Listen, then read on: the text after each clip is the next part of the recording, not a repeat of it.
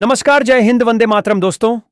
स्वागत है आप सभी का उत्तर प्रदेश के सबसे भरोसेमंद YouTube channel UP news update में। तो दोस्तों, आज हम आपके लिए लेकर आए हैं उत्तर प्रदेश राज्य के हर जिला, हर क्षेत्र की तमाम बड़ी खबरें एवं उत्तर प्रदेश सरकार द्वारा चलाई जा रही सभी सरकारी योजनाएं। मुख्यमंत्री योगी आदित्यनाथ ने आज गोरखपुर को विकास की नई ऊंचाइयों पर ले जाते हुए 612 करोड़ रुपए की कुल 71 विकास परियोजनाओं का लोकार्पण और शिलान्यास किया। इस भव्य कार्यक्रम में उन्होंने चंपा देवी पार्क के मैदान से जनता को संबोधित करते हुए कहा कि उत्तर प्रदेश अब बीमारू राज्य की श्रेणी से बाहर निकलकर देश की दूसरी सबसे बड़ी अर्थव्यवस्था बन चुका है। इन परियोजनाओं में मुख्य रूप से जलभराव की समस्या से निपटने के लिए आधुनिक ड्रेनेज सिस्टम, शहर की बाहरी सड़कों का चौड़ीकरण और ग्रामीण क्षेत्रों में नए अस्पताल भवन शामिल हैं। मुख्यमंत्री ने जोर देकर कहा कि उनकी सरकार बिना किसी भेदभाव के समाज के हर वर्ग तक सरकारी योजनाओं का लाभ पहुंचा रही है। कार्यक्रम के दौरान उन्होंने शिक्षा मित्रों और आंगनबाड़ी कार्यकर्ताओं को सम्मानित भी किया और आश्वासन दिया कि उनके मानदेय और सुविधाओं में भविष्य में और सुधार किए जाएंगे। इस निवेश से गोरखपुर और आसपास के जिलों में रोजगार के नए अवसर सृजित होने की उम्मीद है। अगली खबर है कि उत्तर प्रदेश की बिजली व्यवस्था में आज एक क्रांतिकारी मोड़ आया जब सरकार ने प्रदेश भर में लगाए जा रहे स्मार्ट मीटर और प्रीपेड मीटरिंग सिस्टम पर तत्काल प्रभाव से रोक लगा दी। पिछले कई महीनों से उपभोक्ता संघों और आम जनता की ओर से शिकायतें मिल रही थीं कि स्मार्ट मीटर में तकनीकी खामियों के कारण बिलिंग में गड़बड़ी हो रही है और बैलेंस खत्म होते ही रात के समय भी बिजली कट जा रही है। ऊर्जा मंत्री ने आज लखनऊ में एक उच्च स्तरीय बैठक के बाद घोषणा की कि अब पुरानी पोस्टपेड बिलिंग प्रणाली को ही मजबूत किया जाएगा। उन्होंने विभाग को आदेश दिया कि जो स्मार्ट मीटर पहले से लग चुके हैं उनकी सॉफ्टवेयर कमियों को दूर किया जाए और भविष्य में नई तकनीक तभी लागू की जाए जब वो पूरी तरह त्रुटिहीन हो। इस फैसले से प्रदेश के लगभग 3 करोड़ बिजली उपभोक्ताओं को राहत मिली है, विशेषकर उन ग्रामीण क्षेत्रों में जहां इंटरनेट कनेक्टिविटी कम होने के कारण प्रीपेड रिचार्ज में दिक्कतें आ रही थीं। अगली खबर है कि वाराणसी के चौबेपुर थाना क्षेत्र में आज तड़के पुलिस और बदमाशों के बीच हुई मुठभेड़ में 2 कुख्यात अपराधी आशीष और मनीष राजभर पकड़े गए। ये दोनों आरोपी पिछले महीने हुए चर्चित मनीष सिंह हत्याकांड में मुख्य शूटर थे और लंबे समय से पुलिस की पकड़ से बाहर चल रहे थे। खुफिया जानकारी के आधार पर जब क्राइम ब्रांच और स्थानीय पुलिस ने घेराबंदी की तो बदमाशों ने उन पर फायरिंग शुरू कर दी। जवाबी कार्रवाई में दोनों बदमाशों के पैरों में गोली लगी है। पुलिस कमिश्नरेट के अनुसार इन अपराधियों पर 50,000 रुपये का इनाम घोषित था और इनके पास से 2 अवैध पिस्टल व भारी मात्रा में कारतूस बरामद हुए हैं। पकड़े गए बदमाशों का आपराधिक इतिहास काफी पुराना है और उन पर लूट, रंगदारी और हत्या के 1 दर्जन से अधिक मामले दर्ज हैं। फिलहाल दोनों का अस्पताल में इलाज चल रहा है और पुलिस उनके अन्य मददगारों की तलाश में छापेमारी कर रही है। अगली खबर है कि उत्तर प्रदेश के कैबिनेट मंत्री ओम प्रकाश राजभर के सुरक्षा दस्ते में तैनात एक गनर के खिलाफ आज वाराणसी के सारनाथ थाने में दुष्कर्म और धोखाधड़ी का मुकदमा दर्ज किया गया। पीड़िता का आरोप है कि आरोपी गनर, जो वाराणसी का ही रहने वाला है, ने खुद को कुंवारा बताकर उससे दोस्ती की और शादी का झांसा देकर पिछले 4 वर्षों तक शारीरिक संबंध बनाए। महिला का दावा है कि जब उसने शादी के लिए दबाव बनाया तो आरोपी ने उसे अपनी असली पहचान बताई और धमकी दी कि यदि उसने किसी को बताया तो वो उसे जान से मार देगा। पुलिस ने पीड़िता के बयान के आधार पर संबंधित धाराओं में प्राथमिकी दर्ज कर ली है। विपक्ष ने इस मामले को लेकर सरकार पर निशाना साधा है और सत्ता के संरक्षण में अपराध होने का आरोप लगाया है।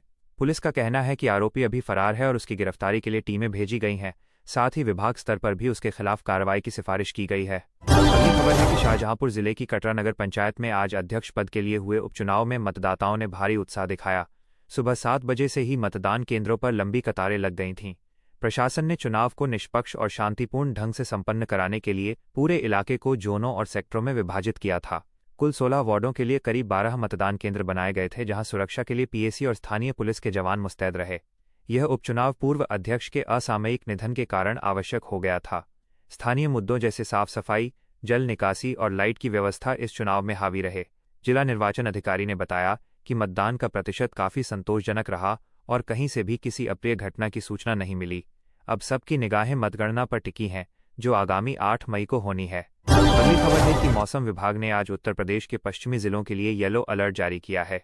दिल्ली एनसीआर से सटे इलाकों जैसे नोएडा, गाजियाबाद, मेरठ और बागपत में आज शाम तक 50 से 60 किलोमीटर प्रति घंटे की रफ्तार से तेज धूल भरी आंधी चलने की संभावना है। मौसम वैज्ञानिकों के अनुसार अफगानिस्तान और पाकिस्तान की तरफ से आ रहे एक नए पश्चिमी विक्षोभ के सक्रिय होने के कारण ये बदलाव देखने को मिल रहा है। लखनऊ और मध्य उत्तर प्रदेश में भी आसमान में बादल छाए रहने और हल्की बूंदाबांदी की उम्मीद है, जिससे तापमान में 3 से 4 डिग्री की गिरावट दर्ज की जा सकती है। हालांकि तराई और पूर्वी उत्तर प्रदेश में नमी बढ़ने से उमस परेशान कर सकती है। किसानों को सलाह दी गई है कि वे कटी हुई फसलों को सुरक्षित स्थानों पर रख लें, क्योंकि तेज हवाओं के साथ कुछ इलाकों में ओलावृष्टि भी हो सकती है। अगली खबर है कि नोएडा के सेक्टर -63 स्थित एक गारमेंट फैक्ट्री में आज काम के दौरान एक 28 वर्षीय श्रमिक की संदिग्ध परिस्थितियों में मौत हो गई। घटना के बाद साथी कर्मचारियों ने आरोप लगाया कि मजदूर को मशीन पर काम करते समय बिजली का झटका लगा था, लेकिन कंपनी प्रबंधन ने इसे सामान्य बीमारी बताकर टालने की कोशिश की। आक्रोशित परिजनों ने फैक्ट्री के बाहर जमकर विरोध प्रदर्शन किया और मुआवजे के साथ साथ दोषी अधिकारियों की गिरफ्तारी की मांग की। पुलिस ने स्थिति को बिगड़ते देख मौके पर भारी बल तैनात कर दिया है। नोएडा प्राधिकरण के श्रम विभाग ने भी इस मामले का संज्ञान लिया है और फैक्ट्री के सुरक्षा मानकों की जांच शुरू कर दी है। प्रारंभिक जांच में पाया गया है कि फैक्ट्री में प्राथमिक चिकित्सा किट और आपातकालीन चिकित्सा सहायता की कमी थी।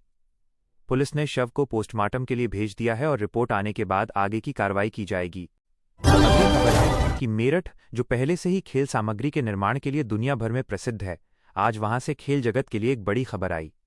शहर में आयोजित अंतर विद्यालय तीरंदाजी प्रतियोगिता के समापन समारोह में खेल विभाग के अधिकारियों ने घोषणा की कि मेरठ में एक अत्याधुनिक तीरंदाजी उत्कृष्टता केंद्र एक्सीलेंस सेंटर फॉर आर्चरी स्थापित करने का प्रस्ताव सरकार को भेजा गया है।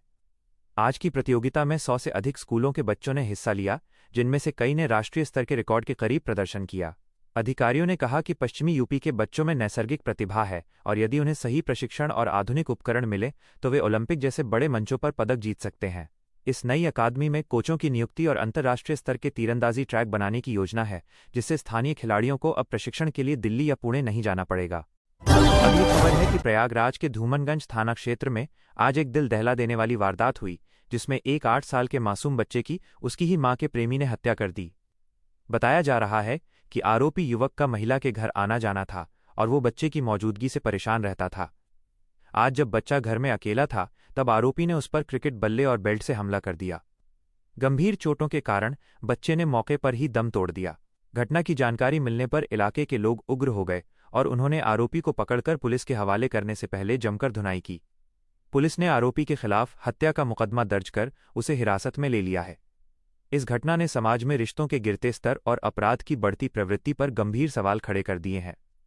स्थानीय प्रशासन ने पीड़ित परिवार को सुरक्षा का भरोसा दिलाया है। अगली खबर है कि बागपत में एक बड़ी जनसभा को संबोधित करते हुए रालोद प्रमुख और केंद्रीय मंत्री जयंत चौधरी ने किसानों से अपनी खेती की पद्धति में बदलाव लाने का आग्रह किया। उन्होंने कहा कि पश्चिमी उत्तर प्रदेश का किसान केवल गन्ने की पैदावार तक सीमित न रहे, बल्कि अब उसे ऊर्जा उत्पादन का हिस्सा बनना होगा। उन्होंने घोषणा की कि सरकार गन्ने से एथेनॉल बनाने वाली नई मिलों को अतिरिक्त प्रोत्साहन देगी ताकि कच्चे तेल के आयात पर निर्भरता कम की जा सके। जयंत चौधरी ने कहा कि अंतर्राष्ट्रीय स्तर पर चल रहे युद्धों के कारण तेल की कीमतें अनिश्चित रहती हैं। ऐसे में हमारे किसान भारत को ऊर्जा आत्मनिर्भर बना सकते हैं। उन्होंने किसानों के बकाये भुगतान और बिजली की समस्या पर भी अपनी बात रखी और कहा कि केंद्र और राज्य सरकार मिलकर किसानों की आय दोगुनी करने के रोड मैप पर काम कर रही हैं।